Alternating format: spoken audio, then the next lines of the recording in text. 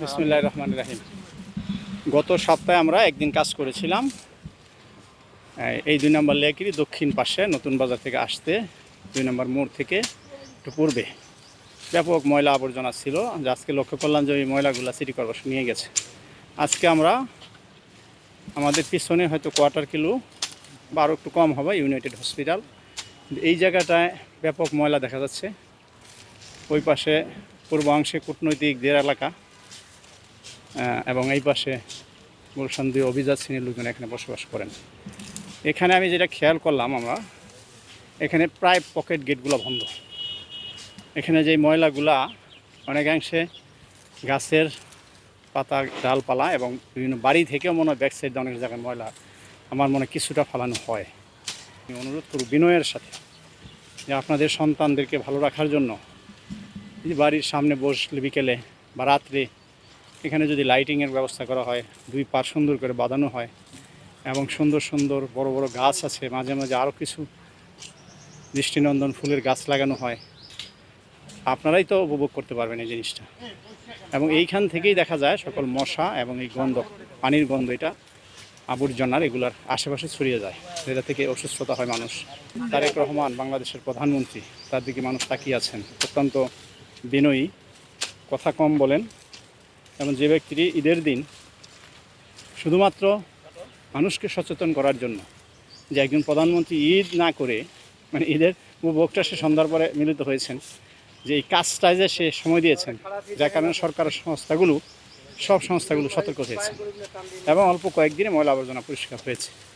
তো আমি অনুরোধ করব, প্রধানমন্ত্রী অনুরোধ করেছেন একদিন সপ্তাহে আমরা আসেন সমাজের, ওই আবার যেটা সবসময় বলি, যারা এমপিরা রয়েছেন, বিরোধী দলের এমপিরা রয়েছেন, সকলেই তো আপনারা এই সমাজের মানুষ। এই ভালো কাজগুলো আসেন আমরা একসাথে মিলে করি।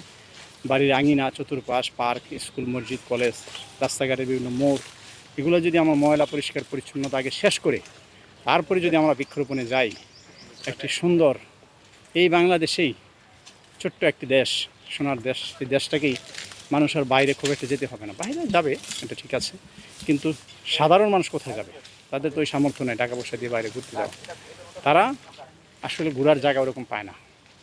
যার কারণেই আবার অনেকাংশে এইসব লেক, ডোবার নালা আশেপাশে ছেলেপেলেরা এসে ছোটো ছোটো বাচ্চারা এসে সিগারেট খায়, বিভিন্ন অনৈতিক কাজ হয়, সেগুলো থেকে মানুষ মুক্তি এবং রেহাই পাবে। আমি সর্বশেষ কথা হলো, মাননীয় প্রধানমন্ত্রী ঘোষণা করেছেন, আসুন সকলে মিলে আমরা একসাথে কাজ করি, যার যার স্থান থেকে কাজ করি এবং প্রত্যেকজন এমপি, প্রশাসক, চেয়ারম্যান, অনেকে কমিশনার, মেয়র হতে চান, আবার নির্বাচনের মাধ্যমে হতে চায়, কিন্তু তারা তো নামতে হবে এই সমাজে। আপনি যদি আপনার এরিয়াটায় কাজগুলো করেন, ওই সমাজে মানুষ দেখবে। ওই আপনার এলাকায় যদি আপনি গাছ লাগান, আপনি কোন দলের, পরিষ্কার পরিচ্ছন্ন করেন, কোন রাজনৈতিক ব্যক্তি, সেটা দেখার বিষয় না, মানুষ দেখবে আপনি কী কাজটা করছেন। সমাজে কি কিশোর গ্যাং মুক্ত হচ্ছে? সমাজে কি নেশা মাদক মুক্ত হচ্ছে? নেতার ভূমিকা কী? চাঁদাবাজি হচ্ছে? ওই রাজনৈতিক নেতার বক্তব্য কী, ভূমিকা কী? এবং এই সুন্দর পরিপাটি যেটাকে বলে, এটাকে রাখার পিছনে রাজনৈতিক নেতৃবৃন্দ এবং সরকারি যারা, এই দেশের মানুষ ট্যাক্স দেয়, ট্যাক্স দিয়ে দেশ চলে, এই রাষ্ট্রের মানুষের টাকাটা কী কাজে লাগছে? শুধু রাস্তাঘাট হলেই চলবে না, পাশাপাশি মানুষের বিনোদন বলেন, সুস্থ থাকার জন্য, স্বাস্থ্য ভালো রাখার জন্য, যেমন আমরা হাসপাতাল চাই, পাশাপাশি এই সকল জিনিস যদি আপনি ঠিক না করেন, তাহলে স্বাস্থ্য এবং সুন্দর মন যেটাকে বলেন, শরীর ভালো থাকবে।